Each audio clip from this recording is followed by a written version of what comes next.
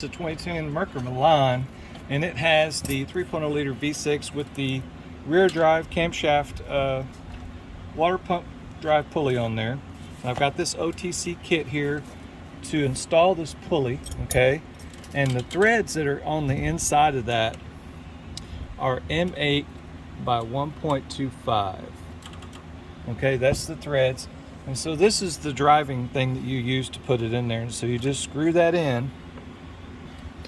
And you're going to want to get a wrench to back up this bolt here that goes in the middle, because if you don't, it will over tighten it.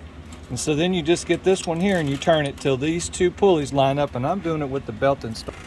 Alright, so that's what it looks like all put on. It's all nice and straight. This is the reason why I did it, to replace this little end bracket here. That's the part number for it. It was leaking. I hope this helps somebody. Have a good day. Please subscribe. Please thumbs up.